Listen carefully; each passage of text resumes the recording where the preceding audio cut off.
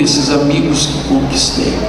Sou feliz pelos dias que Deus me proporcionou estar juntamente com os irmãos, sendo abençoado por esse lindo trabalho, pelos louvores e também pela forma como que Deus usou a vida do cantor Samuel Lucas e a vida de cada irmão que fez uso deste microfone.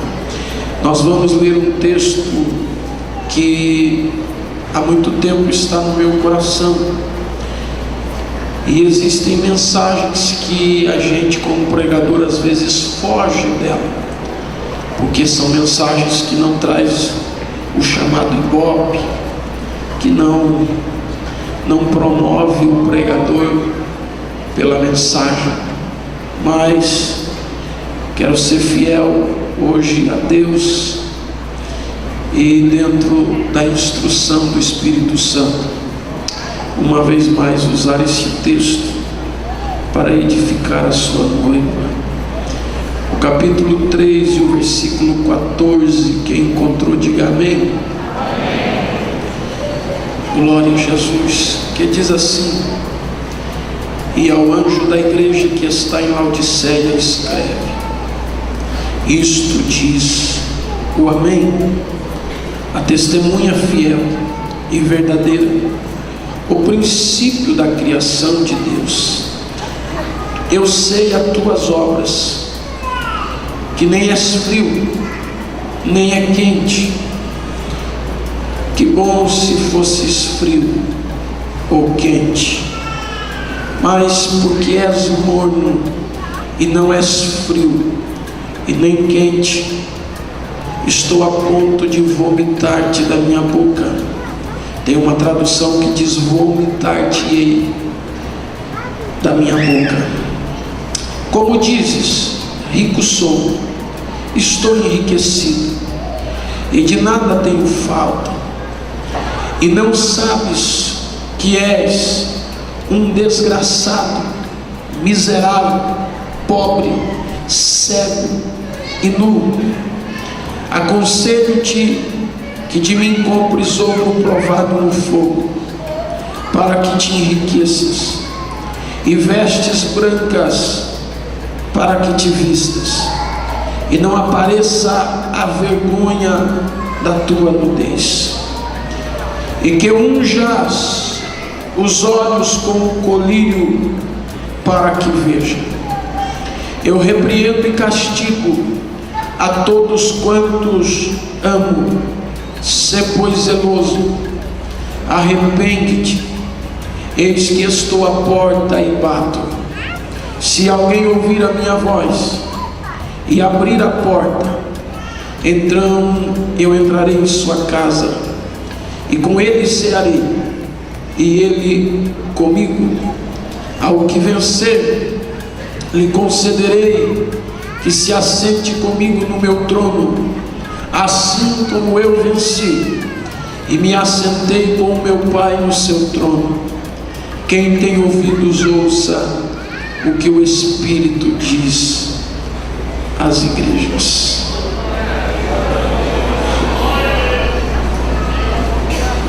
Este texto fala por si só, mas nessa noite eu quero usá-lo uma vez mais para falar de um assunto muito sério a nós que ainda estamos no início da nossa vida espiritual, e lembrar aqueles que já estão na longa trajetória da vida espiritual. O texto que nós lemos fala a respeito de uma das 7 igrejas da Ásia. Haviam 7 igrejas, segundo os teólogos, e há sempre uma discussão a respeito disso, é que estas 7 igrejas podem ser as 7 dispensações das igrejas, falando das 7 dispensações, ou pode ser os 7 períodos da igreja, Ou pode ser que são 7 comportamentos dentro de uma só igreja. Então há sempre uma discussão teológica dentro deste assunto, se é ou não a questão de 7 dispensações da igreja, ou as 7 fases da igreja, ou os 7 comportamentos de uma só igreja. Independente de qual seja o raciocínio teológico para este texto sagrado, o que é fato é que Jesus queria falar com a igreja. Não sei se nas 7 dispensações, não sei se falando de 7 fases que a igreja enfrenta, mas também não sei se é os 7 comportamentos de uma só igreja. O que eu sei é que algumas dessas igrejas Jesus aprova o seu comportamento, e algumas dessas igrejas Jesus desaprova o seu comportamento. Outra coisa é que Jesus se manifesta a João na ilha de Pátimos, e ali naquela ilha Jesus conversa com João, e ele começa a revelação do Apocalipse, e ele mostra um pouco da revelação, dizendo como é que ele era, como ele estava, e ele se apresenta como alguém que tem um cabelo branco, como uma lã branca, mas que ao mesmo tempo o seu rosto brilhava como o sol, a sua voz como voz de muitas águas, da sua boca como uma espada afiada, era assim que fluía, as suas vestes eram vestes reais, do lado direito da sua coxa estava escrito Rei dos Reis e Senhor dos Senhores, os seus pés como latão reluzente. E Jesus vai se apresentando a João na ilha de Pátimos, e ele diz: tudo o que vê, você vai escrever, vai anotando, porque depois você precisa mostrar essa revelação à igreja. A igreja precisa saber dessa revelação. Só que entre todo o Apocalipse, desde o seu primeiro capítulo até o seu último capítulo, você não vai encontrar Jesus dando explicação da revelação.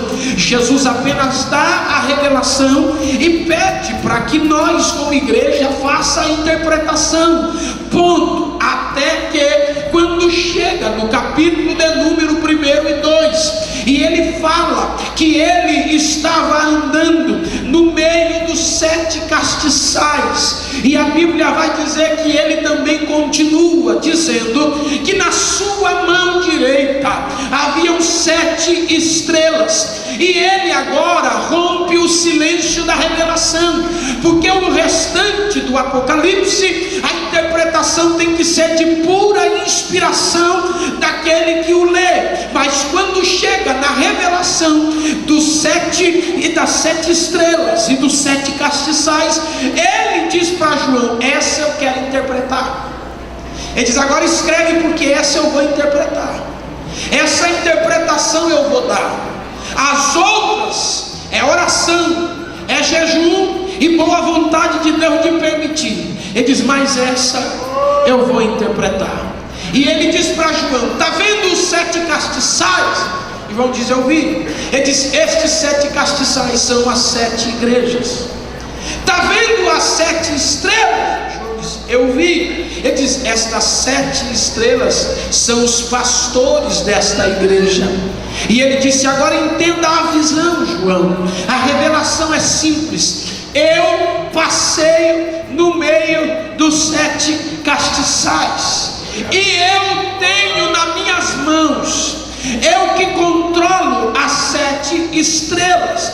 E ele vai dizer para João: entendeu, João? Entenda que as 7 estrelas são os pastores, os 7 castiçais são as igrejas. Sabe o que Jesus estava dizendo para João antes de começar as instruções para as 7 igrejas? Ele estava dizendo: independente do que eu falar para as 7 igrejas, eu passeio no meio dela, e independente da palavra que eu trouxer para estes 7 pastores, eu é quem controlo eles. você entender o que Jesus estava querendo dizer. Jesus estava dizendo o seguinte: não importa se é uma Filadélfia cheio de fervor ou se é uma Laodiceia morna, eu ando no meio dela, eu passeio no meio dela. Jesus estava dizendo para João: o que eu vou dizer a estas 7 igrejas não altera a minha presença nelas. Não é porque uma está fraca e a outra está forte, uma está triste, a outra está alegre, uma está fria, a outra está quente, a outra está morna, um tem Jezabel, a outra tem Balaão, que eu saí do meio dela. Entenda o seguinte, João: tudo que eu vou te revelar não anula a minha presença no meio da igreja. Não importa se do teu lado tem alguém afastado ou se tem alguém cheio de Deus, não importa se do teu lado tem alguém vazio ou alguém que está navegando nas asas do Espírito, não importa se do teu lado tem alguém fraco ou alguém forte, a realidade é que Jesus está no meio da igreja. Ele está. Porque nós temos o costume de avaliar as pessoas por aquilo que ela demonstra, o seu comportamento. Se alguém não dá glória, se alguém está fraco, a primeira coisa que vem na nossa mente: perdeu a presença de Jesus. Se alguém caiu, se alguém fracassou, nós pensamos: Jesus já não está mais na vida dele. E eu vim desmontar todo este cenário que você colocou na tua mente. Porque se caiu ou está de pé, se está fraco ou está forte, não chegou o arrebatamento, então ele ainda passeia no meio dos 7 castiçais. Oh, glória. Mas é Laodiceia, ele passeia. Mas é Esmirna, ele passeia. Mas é Tiatira, ele passeia. Mas é Pérgamo, ele passeia. É Éfeso, ele passeia. Ei, o teu condicionamento espiritual não anulou a presença dele no culto desta noite. Ele está na casa, ele está no recinto, a presença dele está nesse lugar. Por que eu estou falando isso? Porque quando eu entrar na carta de Laodiceia, depois quando eu começar a pregar, vai ter gente que vai começar a colocar na mente: aí ó, Jesus não está na vida dessa pessoa. Então tudo que eu pregar daqui para frente não anula a presença de Jesus. Quem entendeu, diga amém. Muito bem. Segunda coisa, ele diz assim: eu ando no meio dos 7 castiçais, e eu tenho na minha mão direita as 7 estrelas. Ele estava dizendo o seguinte: quem controla elas sou eu. Ele estava dizendo: o pastor dessa igreja, quem coloca, quem tira, quem move, quem locomove, quem desloca, ele sou eu. Oh glória. Por que é que ele fala isso? Porque ele estava dizendo para João: eu vou mostrar um cenário de algumas igrejas que na tua mente, João, vai dar o seguinte veredito: tira esse pastor, remove ele de imediato. Esse camarada não pode ficar na direção dessa igreja, está tolerando Jezabel, está suportando o Balaão. Aí Jesus disse para João: antes de eu entrar na visão, entenda, eu não deixei a igreja porque ela é Pérgamo, Tiatira ou Laodiceia. Segundo, você não tem direito de falar nada do pastor, porque ele está na minha mão. É eu que movo, que removo, que tiro, que coloco, que ajo. Oh glória. Porque tem gente que quando a igreja está boa, leva o pastor lá na altura. Quando a igreja está ruim, ele fica pensando: está na hora, já venceu o tempo, já não dá. Entenda, o que acontece no meio da igreja não altera o controle da mão do Deus Todo-Poderoso. A decisão ainda é dele. É dele. Eu vou repetir para ver se baixa um espírito de temor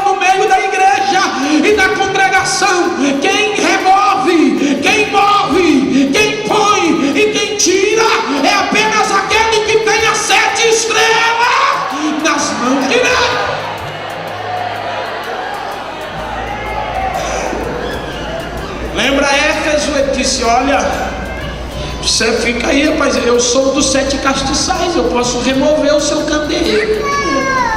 Eles não brincam não, que eu removo o teu candeeiro, mas eu, o Senhor, Ele, nós não.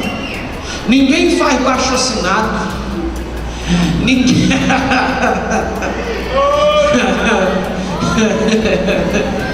Aleluia. Vai, que tem gente que ainda não entendeu. Diga para ele assim: é só Deus que move o candeeiro. Vai, diga. Diga, vai.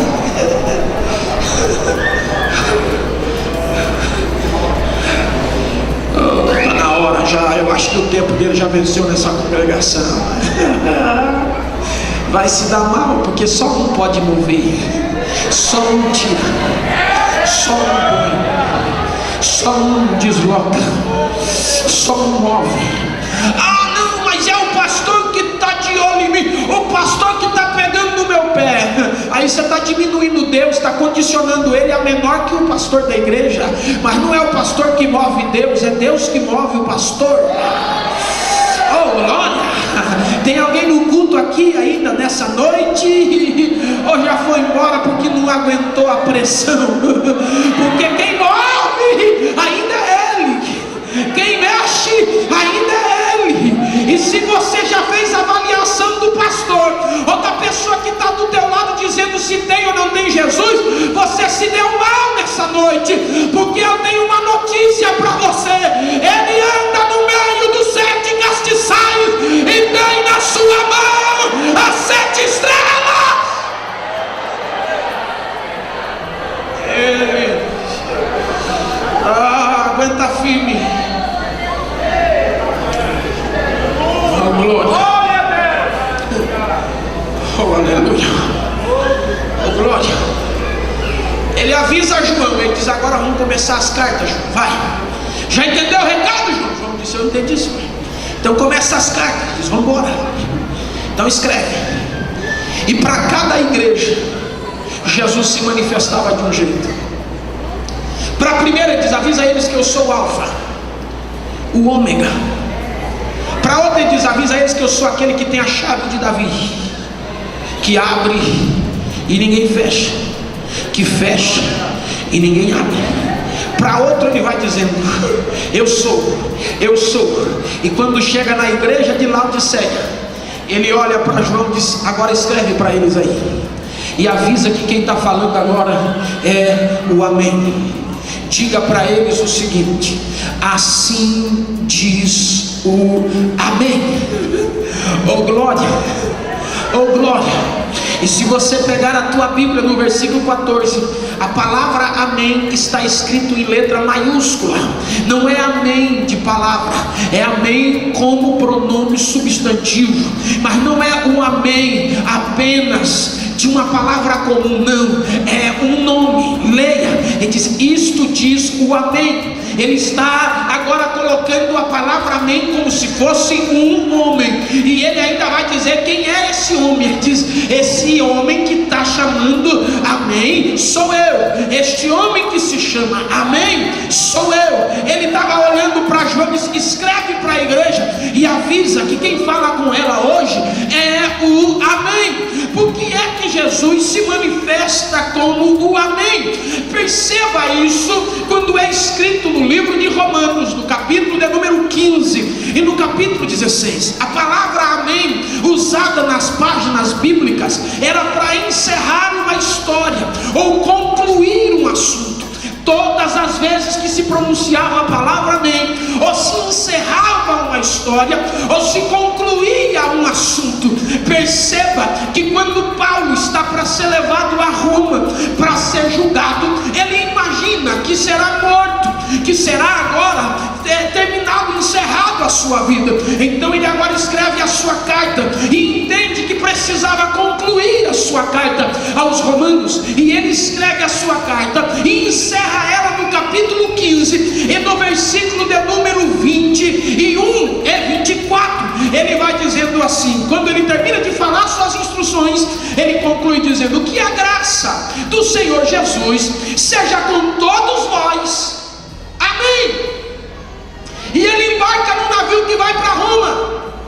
Ele diz: já encerrei, agora vou embarcar e de lá vou morrer, acabou. Só que no meio do trajeto, ele passa por um naufrágio.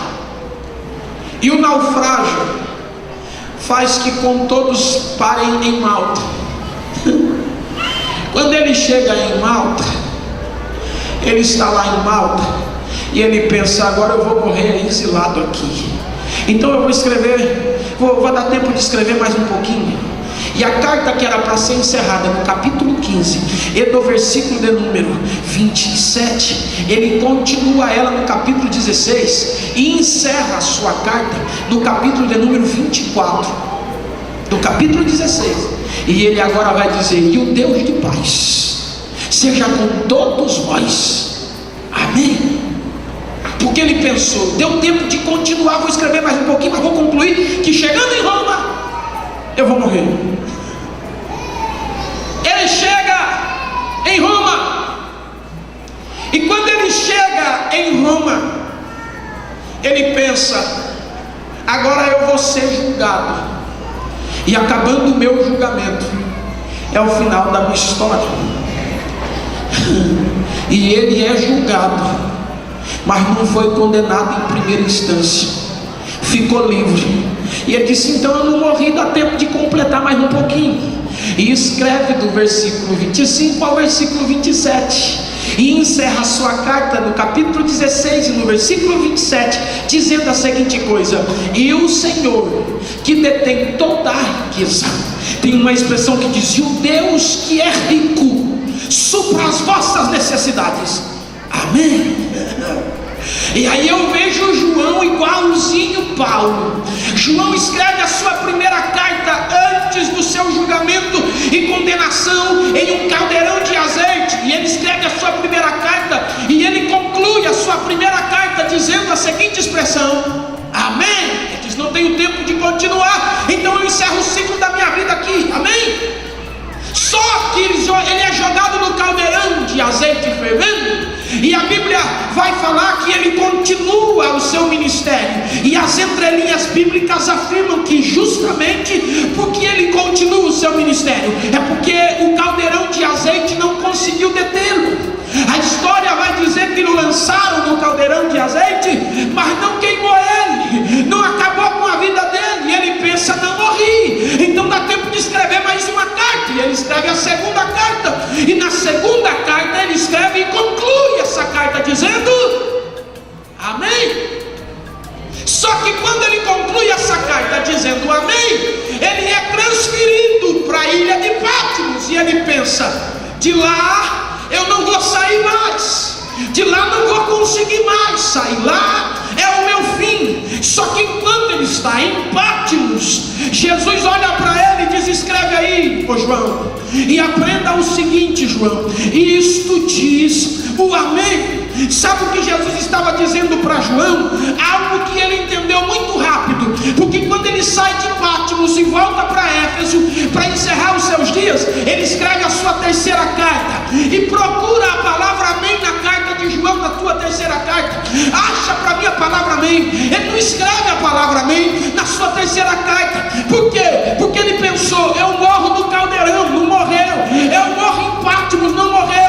E Jesus olha para ele e diz: rapaz, só quem vai falar o amém sou eu que sou o amém. Se eu não disse amém, não tem amém. Aprenda isso, João. E quando ele termina a sua terceira carta, ele não coloca amém, porque ele aprendeu que o amém só um pode dar. A conclusão de uma história só um pode dar. Tem gente achando que porque falhou, porque fracassou, que porque caiu ou porque perdeu algo acabou, e já tem escrito amém. Apaga esse amém, rapaz, apaga esse amém, moça.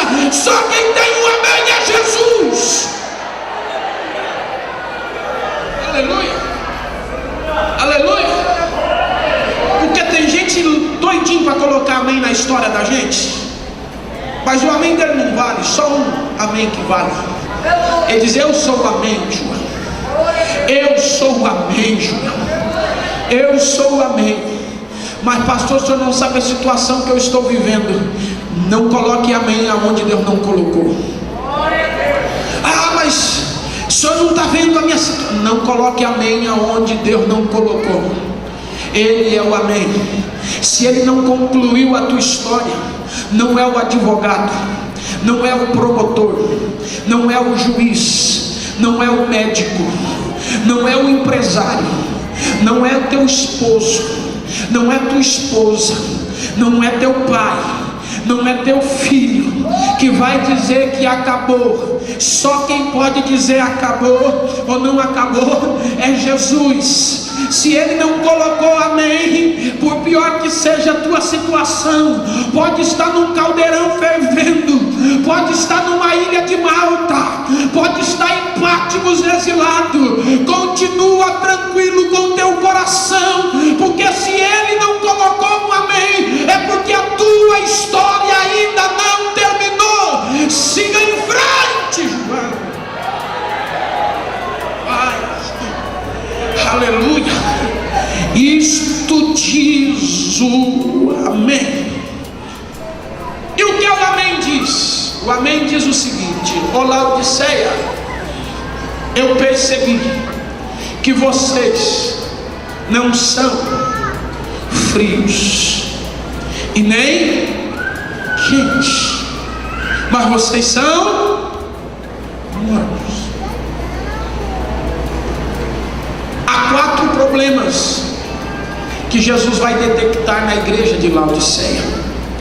E entenda, o que eu vou ministrar aqui não demonstra que Jesus não está mais com você, e muito menos que o problema é o pastor e precisa trocar. Quem entendeu, diga amém.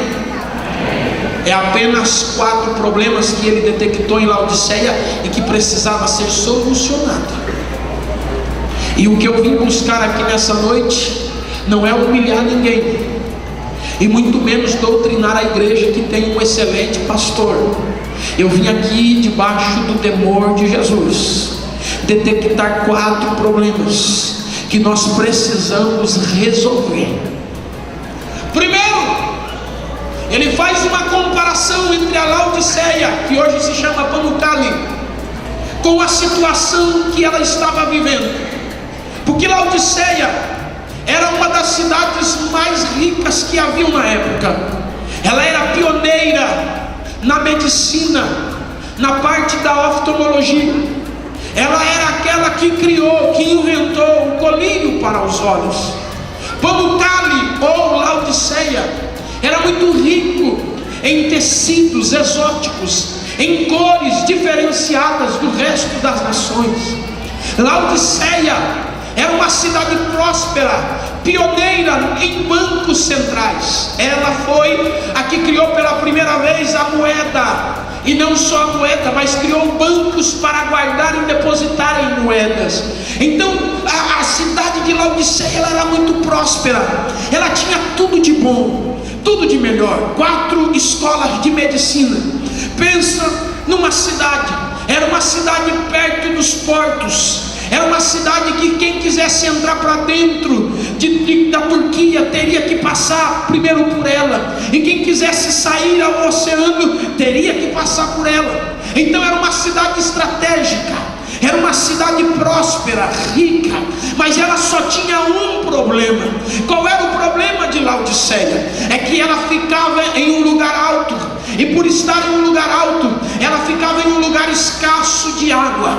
Ela não tinha água, nem águas termais e nem águas boas para beber. Ela tinha a escassez de água. Só que do lado direito de Laodiceia havia uma cidade chamada Colosso, e Colosso era conhecida por lugares de fontes de águas, por região de muitas águas, era a região dos lagos. E quando você virava do lado esquerdo, havia outra cidade chamada Hierápolis, e Hierápolis era uma cidade de águas termais, de águas quentes, de águas que saravam, águas terapêuticas. E Laodiceia ficava no meio dessas 2 cidades, de Colosso e de Hierápolis. E Laodiceia, com toda a sua riqueza, com todo o seu poderio intelectual, com todo o seu poder financeiro, pensou: eu consigo trazer a água de Colosso para que nós possamos beber, e nós também conseguimos trazer a água de Herápolis para nós nos banharmos nas águas termais, para que também tenhamos maior longevidade.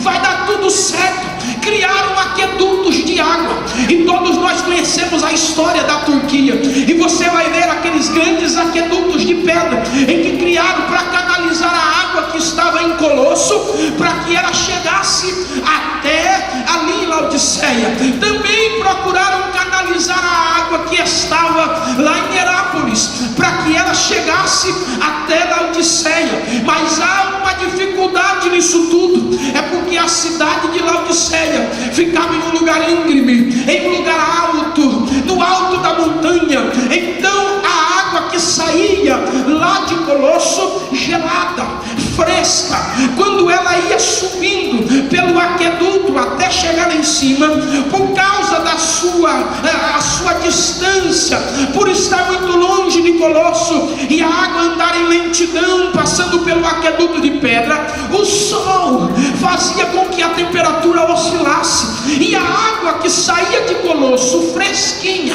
a água que saía de Colosso geladinha, quando ela chegava em Laodiceia, por causa da temperatura do sol que batia nos aquedutos, ela chegava morna.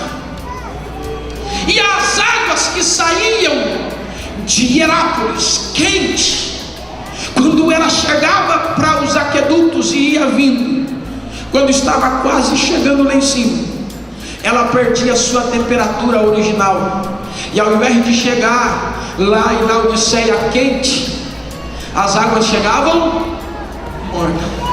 Então o que acontecia? Laodiceia não tinha nem a água gelada de Colosso, e também não tinha a água quente de Herápolis. Por quê? Entenda o seguinte: a distância influencia na temperatura. Vocês estão muito inteligentes, então já era para alguém ter transformado isso em um esboço rapidinho na mente. Mas vou de novo. É porque a distância influencia na temperatura. Quanto mais próximo, mais a temperatura se mantém original. Quanto mais distante, menos a temperatura se mantém o original. Quanto mais perto de Herápolis, mais próximo da sua temperatura original ela parecia, eles poderiam usufruir. Quanto mais perto de Colosso, mais a temperatura original ela produzia. Aí lá vai Jesus usar algo que eles estão vivenciando para transformar no espiritual. E Jesus vai olhar para Laodiceia e vai dizer: sabe qual é o problema de vocês? É que vocês não decidiram se quer ficar perto o suficiente de Colosso para viver uma água gelada, ou se vocês querem ficar perto o suficiente de Herápolis para viver as águas termais. Jesus vai dizer: sabe qual é o problema de vocês? É que vocês querem ficar no mesmo lugar, no meio do caminho, e quer que as águas de Colossos venham e que as águas de Herápolis venham, e não vai dar certo. Ou vocês vão ter problema, porque não terão água boa para beber, e muito menos água quente para banho. Vocês vão ficar numa situação difícil. Jesus está dizendo para Laodiceia o seguinte: não posso te chamar de desviado, porque você não está em Colosso, mas não posso te chamar de crente, porque você não está em Herápolis. Está difícil. Não pode falar desviou porque vê sempre ele na igreja, mas não pode dizer que pelo comportamento que ele está tendo é crente. E aí fica um negócio complicado. Aí não dá nem para falar que é de Colosso, não dá nem para falar que é de Herápolis. E aí Jesus está dizendo para eles: eu não vomitei, mas estou quase. Porque a expressão vomitar-te-ei é no futuro. Ele não vomitou ainda, mas ele está dizendo: está difícil aguentar. Essa água morna não está fácil de suportar, não está ficando indigesto. E aí Jesus vai chamar a atenção de Laodiceia dizendo: ei, vamos decidir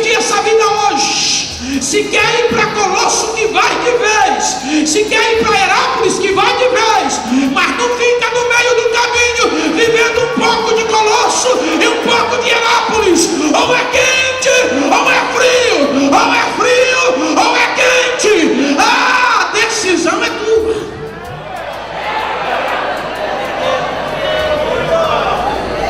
Pastor, mas o que Jesus estava querendo dizer? Ou desvia de uma vez ou vira crente.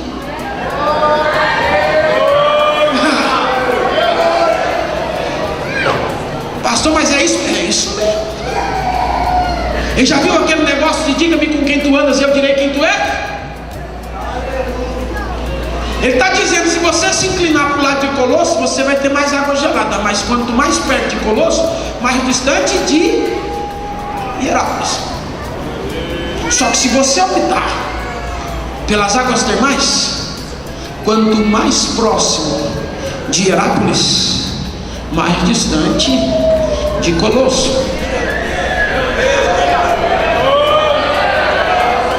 Agora, se você veio para o culto e quer continuar vivendo mais 20 anos no meio do caminho, pegando um pouquinho de Herápolis e um pouquinho de Colosso, a sua água vai ficar sempre morna, nem o suficiente para beber e nem o suficiente para tomar banho. Aí vai passar 10 anos, 20 anos, 30 anos, você olha para o camarada, olha para a mulher, está lá, morna, está morna, não é quente e não é frio, mas nessa noite o Espírito Santo te chama para uma decisão. O Espírito Santo está dizendo, levanta e toma uma decisão hoje. Se você acha que não dá conta de viver em Herápolis, vá logo para Colosso. Agora, se você quer viver em Herápolis, abandona o meio do caminho, muda de direção e vai para Herápolis.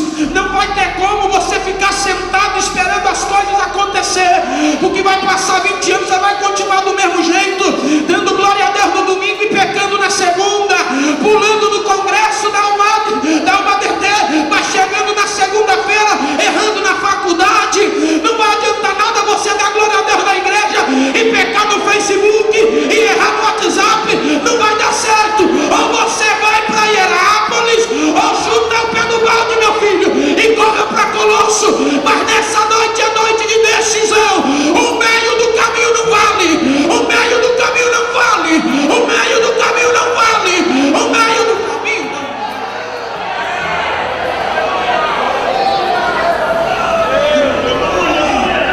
Oh glória, oh glória. Mas pastor, o que nós vamos fazer? Eu tenho amigo que é Colosso, e eu tenho amigo que é Herápolis. Escolha, escolha. Aleluia. Não precisa falar nada, só dá uma olhadinha de canto de olho para a pessoa que está do seu lado e tenta fazer uma leitura dela. Veja se ela é Colosso ou se ela é Herápolis. Vai, só dá uma olhadinha de canto, não precisa falar nada não.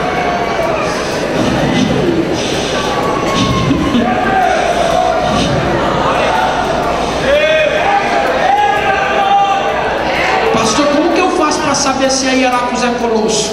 Se você estiver do lado dele e até agora ele não deu um glória a Deus, é Colosso. Mas se você está do lado dele e o grito dele já até te incomodou e você chegou até a ficar um pouquinho com raiva, não fica não, se anima porque você está do lado de um Herápolis. Fica feliz porque tem crente cheio aí. Oh glória, oh glória. Hoje é noite de nós descermos para Herápolis e mergulharmos nas águas termais de Herápolis e nos aquecermos na chama do Espírito Santo. É o empregar debaixo da autoridade do Espírito Santo que você vai se colocar de pé, vai sair da tua posição de conforto e vai correr para Herápolis, porque Deus quer te ver de novo cheio, cheia, cheio, cheia.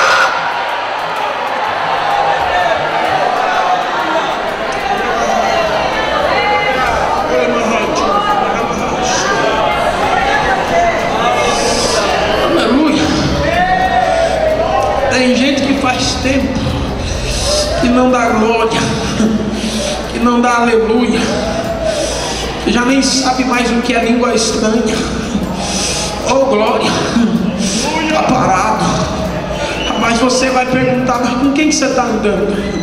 Está andando com a Joaninha, está andando com o Joãozinho. Mas o que eles fazem?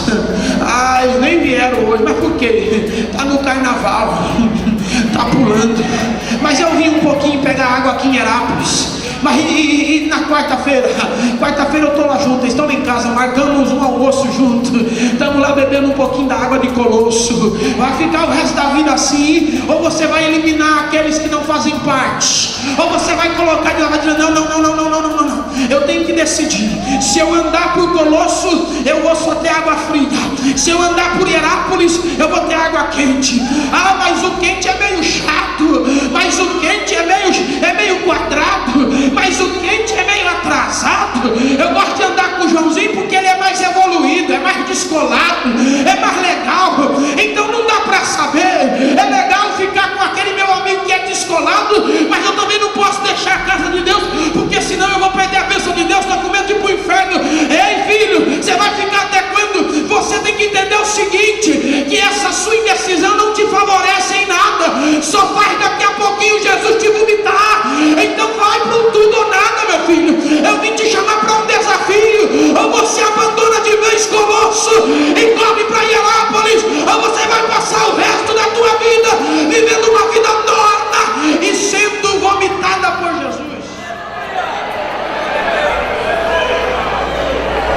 Glória,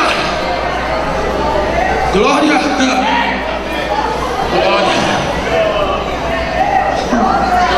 glória. O primeiro problema é que eles não eram frios e nem quentes.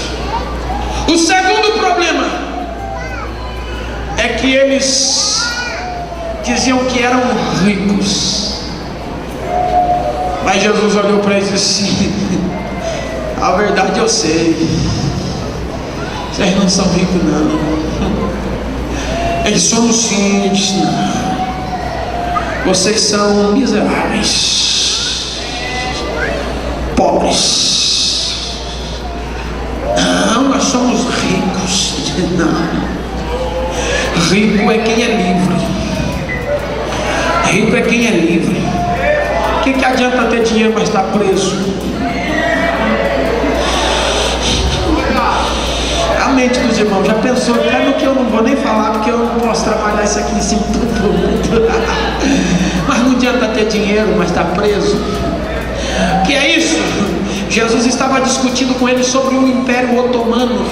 A Turquia, Laodiceia, fazia parte de um compêndio chamado Império Otomano, onde haviam sultões ricos, muito prósperos, cortinas tecidas a fio de ouro. O Império Otomano era o império mais rico em todo o seu tempo. O Império Otomano tinha os seus sultões ou imperadores que dominavam as riquezas da antiga Turquia. Só que era algo assim, eles eram tão ricos, tinham recâmaras, tinham palácios absurdamente magníficos. Para você ter uma ideia, eles tinham 200 virgens nos seus haréns, eles tinham todos os tipos de talheres, eram trocados 4 vezes os talheres no dia para as refeições, não se usava o mesmo talher, não se lavava. Se tivesse 3, 4 refeições, eram trocadas os talheres para que não usasse o que foi usado no período da manhã. Pensa numa esbanjação de riqueza. Era o Império Otomano da Laodiceia. Só que havia um problema: os sultões nem dormiam à noite, porque tinham medo de que os seus sucessores de madrugada viessem o matar para usurpar o seu trono de tanta fama e glória que esses sultões tinham. Então sabe o que eles faziam? Cada dia dormia em um quarto do palácio, sem contar para ninguém qual era o quarto que eles dormiam, para que se de repente alguém tentasse matar, o sultão não achasse um quarto de verdade, simplesmente não conseguiria achar. E eles dormiam desse jeito. E sabe o que eles faziam? Quando acontecia a situação de forma catastrófica, morria-se o sultão, já vinha um outro. E sabe o que os sultões começaram a fazer para não viver este medo? Quando eles assumiam o palácio, todos os herdeiros do trono eram mortos. do trono. Aí um dos conselheiros chegou para um dos sultões e disse assim: não é justo, o senhor vai matar gente que às vezes nem tem intenção disso. Então um dos sultões teve a ideia: vamos fazer assim, vamos criar um quarto dentro do palácio, maravilhoso, com direito a tudo, com a mesma refeição que a gente come, com as mesmas vestes que a gente veste, se comportar do mesmo jeito que a gente se comporta, tendo a mesma quantidade de servos que eu tenho, só que a gente deixa ele lá no quarto trancado. E aí surgiu a expressão gaiola dourada, porque mantinham os herdeiros do trono trancafiados, e eles só saíam de lá quando um sultão morria.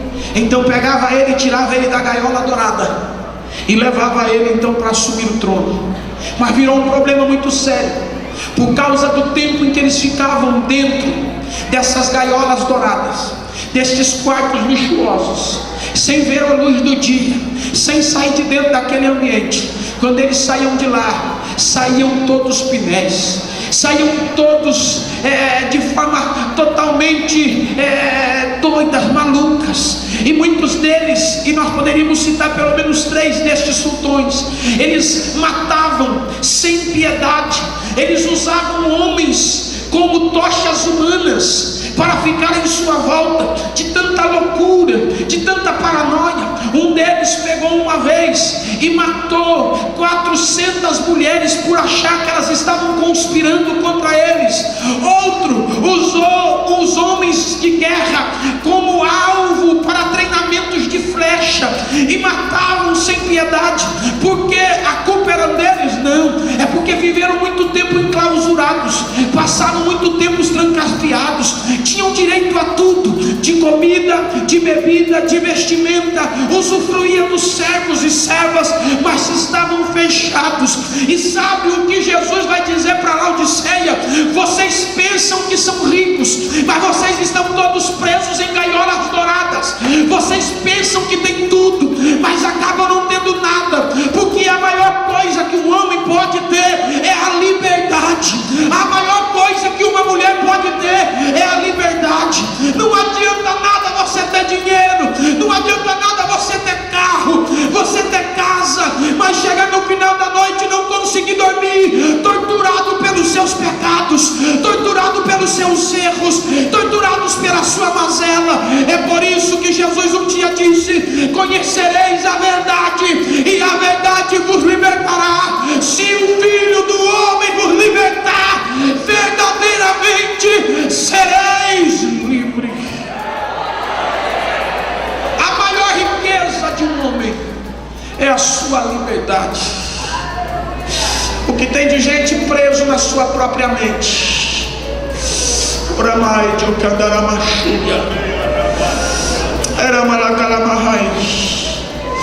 O pior argumento em que alguém pode viver é quando peca e fica preso no seu próprio pecado.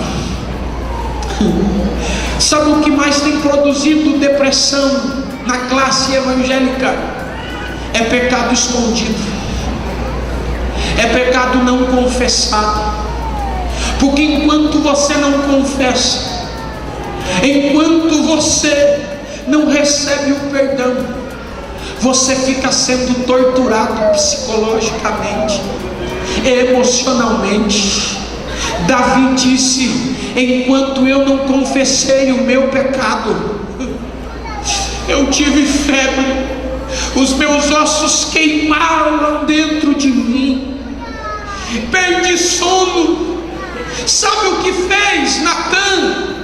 Não foi expor Davi, até porque nós lemos hoje, mas naquele dia Natã não saiu contando para ninguém. O problema é que nós lemos o testemunho de Natã e Davi e dizemos assim: tem que contar, tem que falar para a igreja, tem que não, eu só vi Davi e Natã na sala, não vi mais ninguém. Mas Natã teve que curar Davi. Quem olha para o texto pensa que Davi foi envergonhado por Natã. O que Natã fez foi salvar Davi. Davi estava preso no pecado não confessado. Ele era torturado 24 horas. aonde ele ia, aonde ele estava, a perturbação da morte de Urias e do adultério de Betseba o acompanhava, o seguia. E quando Natã pega e diz: este homem és tu, Davi, ele mesmo disse: sou eu mesmo, é eu quem pequei contra Deus. Sabe o que Davi estava dizendo? Obrigado por me libertar desta jaula, obrigado por me tirar dessas grades, obrigado por me libertar dessa prisão. Eu vim pregar nessa noite com muito temor, e o meu corpo treme em cima desse altar, porque eu sei cada detalhe da responsabilidade do que eu ministro aqui nesta noite. Mas eu vim dizer para você: você pode até pensar que está dando tudo certo, e que você é rico, e que está tudo funcionando, mas você está preso em gaiolas douradas. Mas nessa noite Jesus me trouxe aqui para pregar uma mensagem de libertação, de libertação. Essas prisões vão cair por terra, essas grades vão ser abertas, e você vai voltar a ter liberdade para adorar.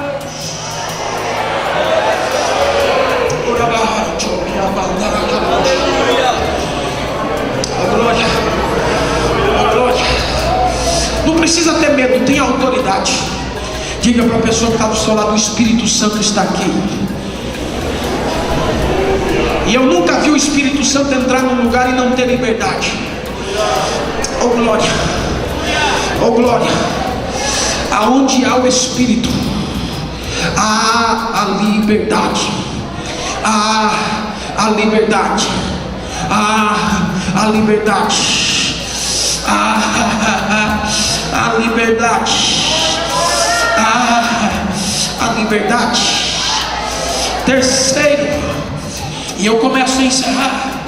Ele disse: eu aconselho-te que de mim compres ouro refinado no fogo.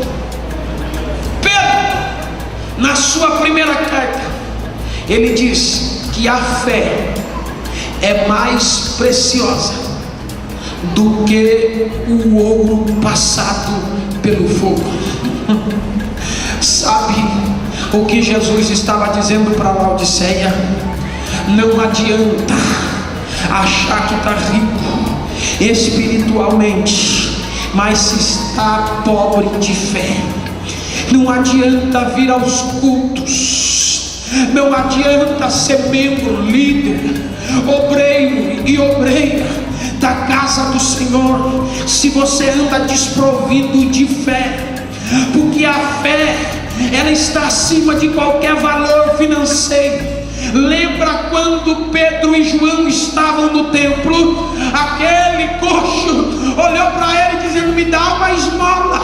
Ele vai dizer: eu não tenho ouro, eu não tenho prata, mas eu tenho uma coisa, eu tenho uma coisa, eu tenho fé, eu tenho fé, eu tenho fé. A igreja de Laodiceia precisa de novo ter ouro. A igreja de Laodiceia precisa novamente ter ouro.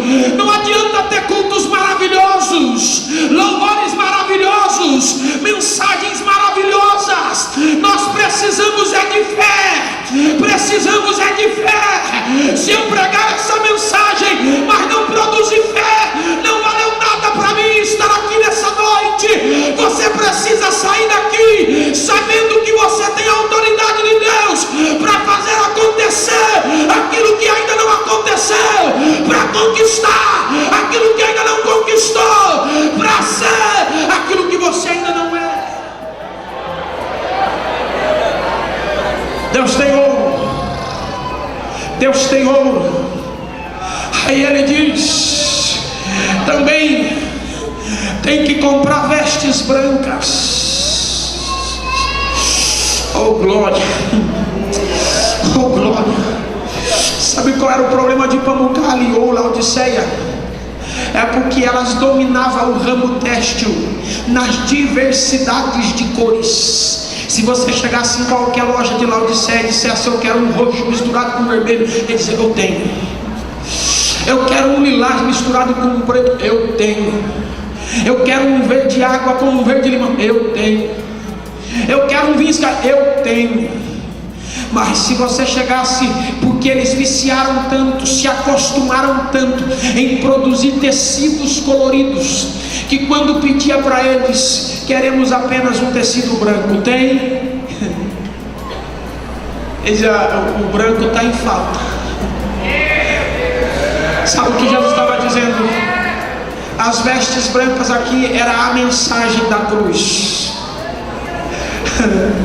Eles tinham tantas mensagens diferentes, conteúdos teológicos absurdos, mensagens toda solidificada numa vasta teologia, num conceito de psicologia pastoral, com um show de exegese hermenêutica, homilética, com um nível alto de oratória e retórica, tudo muito bom. Mas quando mandava eles pregar a mensagem simples da cruz,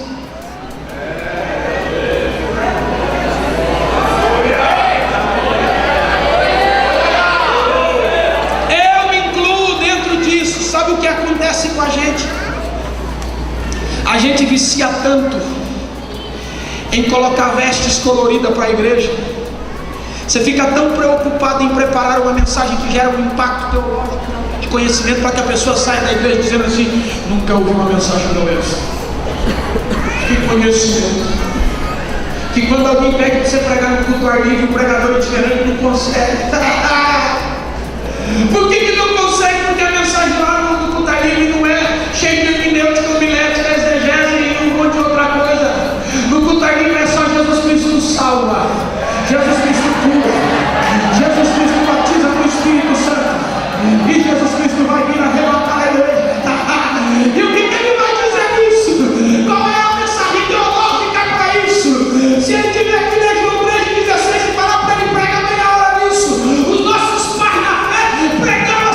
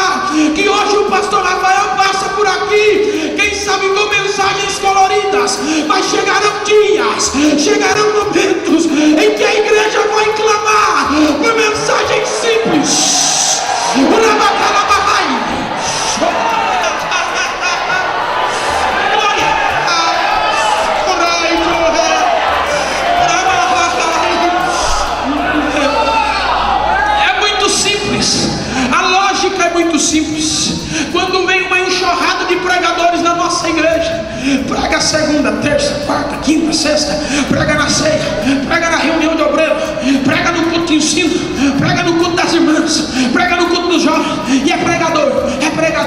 Chega no dia que o pastor da igreja pega o microfone, só dele falar, a igreja já degusta e já começa a se emocionar, porque fica com saudade. Nós até pensamos que gostamos de vestes coloridas, mas lá no interior todo mundo sabe que é apaixonado em vestes brancas, que é apaixonado em vestes brancas, que é apaixonado em vestes brancas.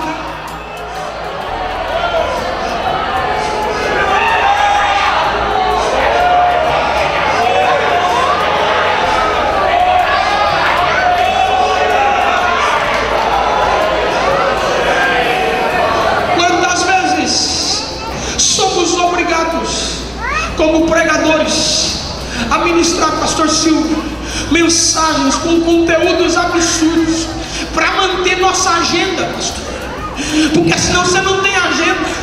Vai você pegar um textinho, oh glória, não desprezando a palavra, mas usando a nossa palavra, o nosso modo de falar no meio dos crentes, dizendo assim: olha lá, quando ele leu, o Senhor é o meu pastor e nada me faltará, alguém já olha e diz: meu Deus, o que vai sair desse coitado hoje? Oh glória, o que vai sair é vestes brancas.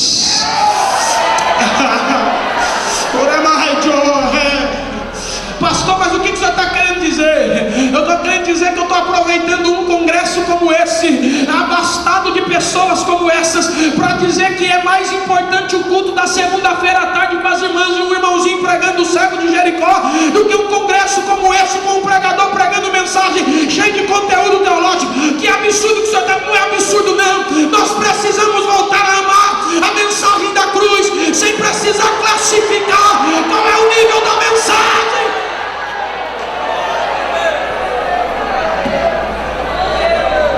Levante uma das suas mãos. Se for verdade, canta comigo só esse trecho. Sim, eu amo a mensagem. Só se for verdade, se não for, não canta. Até morrer.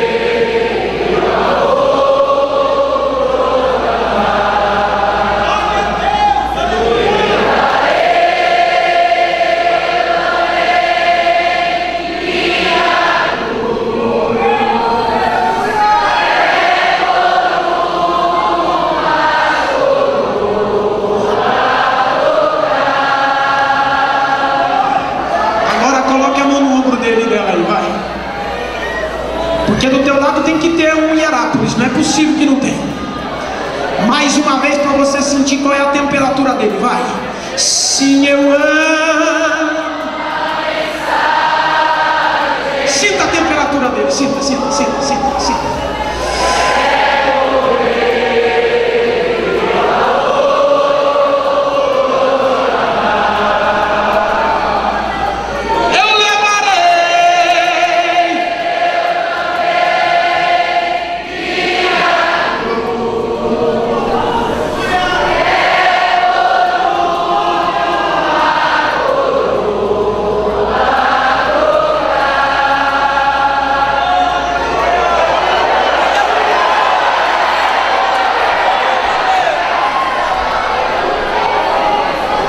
Se coloque de pé, quero ser prudente por causa do tempo.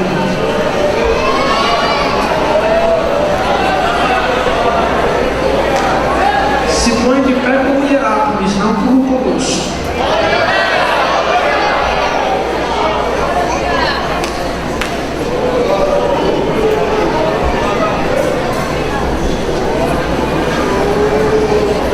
Primeiro problema, não era quente, nem frio. Segundo problema, vocês parecem que são ricos, mas estão nas gaiolas douradas. Terceiro problema, vocês têm tudo menos fé. Quarto problema, vocês têm todas as cores de vestes, menos as vestes brancas. E o último problema, ele disse: peço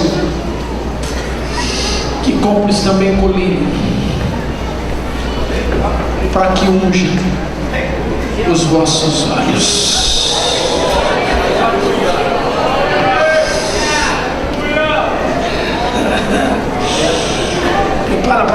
tá, Samuel? A pior coisa que um crente pode enfrentar é a miopia espiritual. É quando você não consegue mais, Isaac, enxergar nada além do que está à tua frente. E isso acontece com a gente sempre nos momentos mais difíceis. Colírio para os olhos, Evangelho de Lucas capítulo 8, ele diz: porque o Espírito do Senhor é como colírio para os vossos olhos.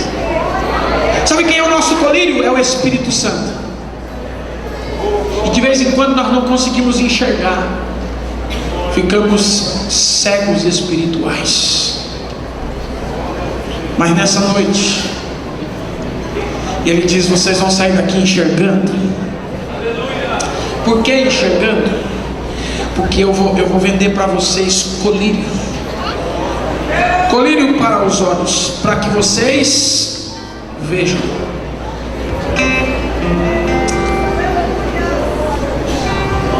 Eu falo isso e encerro. Olhe para mim. Geazi, ele acorda de madrugada. Ele vai na janela. Na janela, acorda. Me diz que ele acordou mais cedo que o homem de Deus naquele dia. Acordou. Quando ele volta, ele diz: homem de Deus, homem de Deus, o senhor não faz ideia como está lá fora. Está cheio de soldados inimigos. 2 Reis capítulo 6. E vieram para te pegar.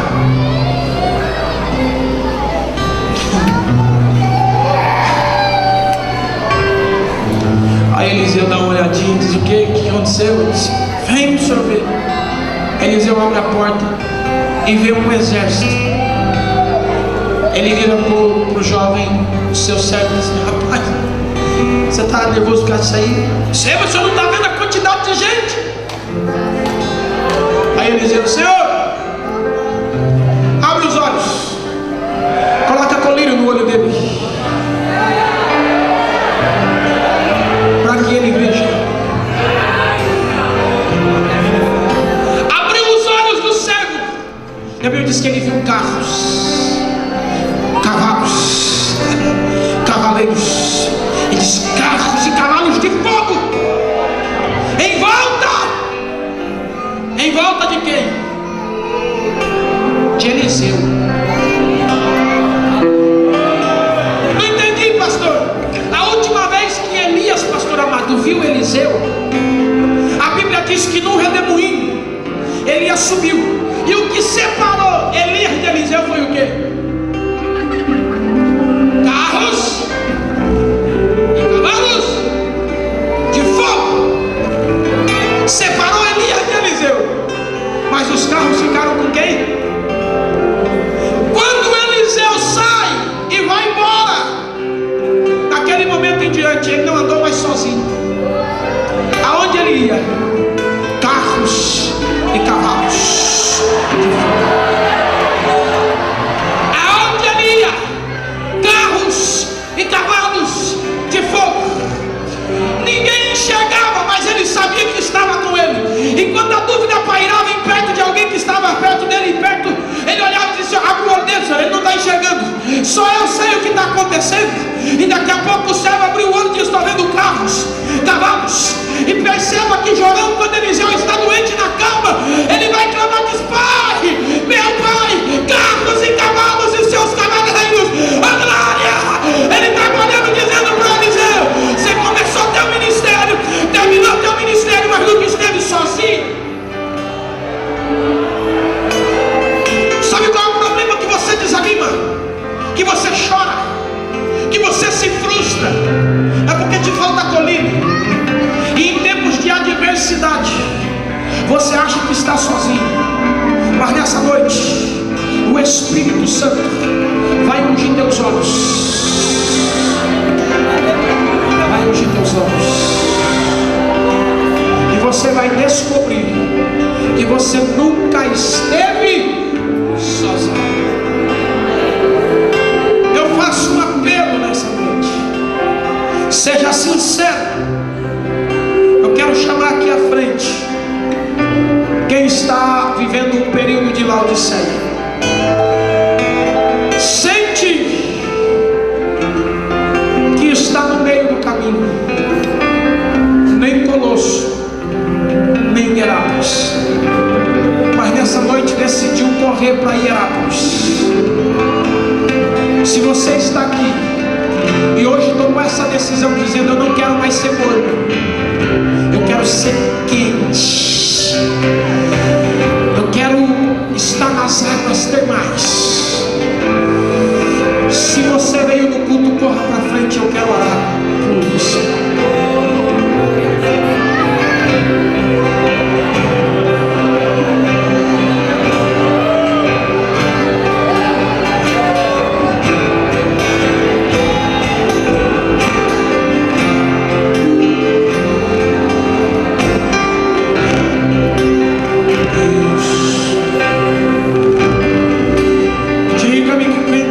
E eu direi quem tu és.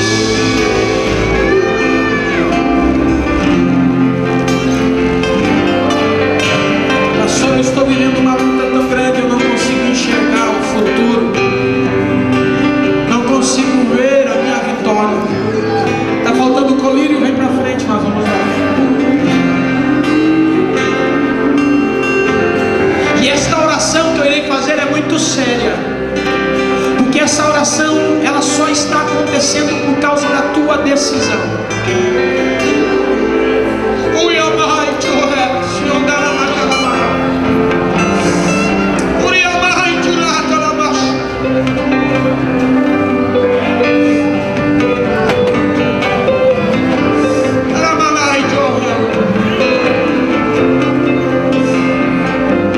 Pastor, mas eu não estou nem em Laodiceia. A minha situação é tão grave que eu estou para lá de Laodiceia, eu estou em Colosso. Não tem problema não, eu espero você atravessar Laodiceia e chegar em Herápolis.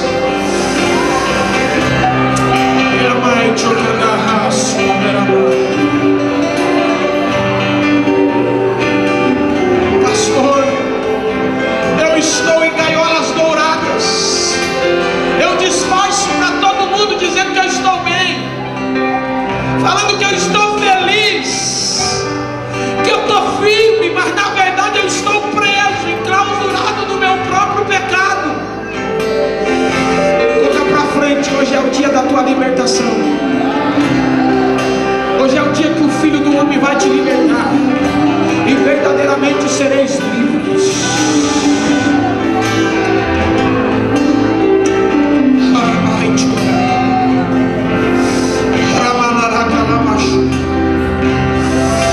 Quem tem ouvidos, ouça o que o Espírito diz às igrejas. Quem tem ouvidos, ouça. Quem tem ouvidos, ouça. Quem tem ouvidos, ouça. Quem tem ouvidos, ouça. Alai de Ohai, Odorô, Calabash, Candaramai. Oh, aleluia. Aleluia.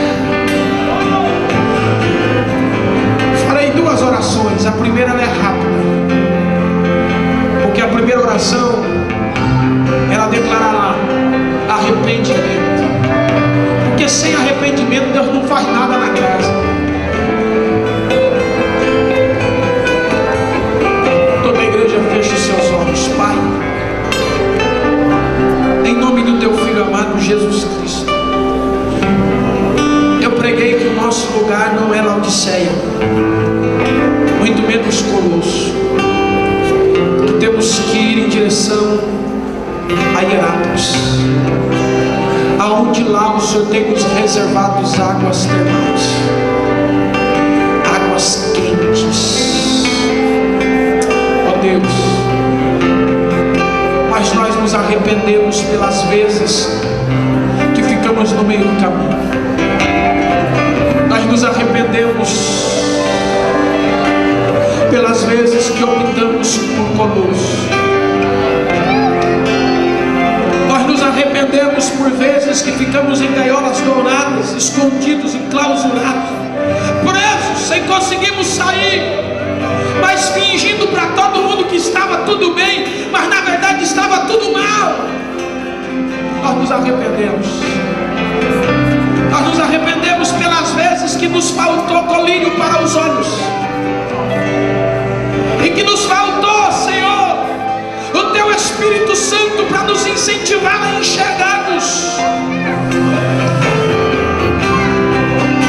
Nós nos arrependemos pelas vezes que faltou-nos a fé, e que quando era nos exigido a fé, houve em nós dúvida e medo. Pai, recebe o nosso arrependimento como um cheiro suave do nosso sacrifício nessa noite. E eu encerro essa primeira oração, Senhor, dizendo que nós não nos conformamos com o nosso modo de proceder e de agir que temos vivido nestes últimos dias. Mas começo agora a minha segunda oração dizendo que não adianta nada nós não nos conformarmos, mas se não formos transformados. Não adianta nada eu entender que eu não posso ficar em Colosso, em Laodiceia, mas mesmo assim permanecer lá. Não adianta nada eu entender que eu não posso ficar cego espiritual, mas não buscar o colírio para os meus olhos. E nesse segundo período da oração, a todos quantos vieram aqui à frente, e aqueles que por medo ou vergonha ficou escondido na nave ou na minha retaguarda, mas que tem dentro do coração a necessidade de fazer alguma coisa para mudar a história da sua vida. Se há de fato um arrependimento e um desejo de mudança nesta multidão que veio aqui à frente, que nos próximos segundos o Teu Espírito, que é colírio para os olhos, desça nesta casa, e que começa a mover, para uma nova vida, para um novo momento, para uma nova história. A partir de agora é o Senhor e os arrependidos. É o Senhor e os arrependidos.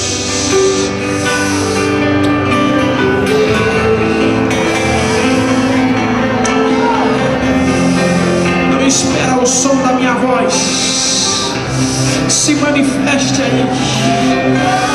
Não espera a empolgação do pregador. É teu momento, é teu momento.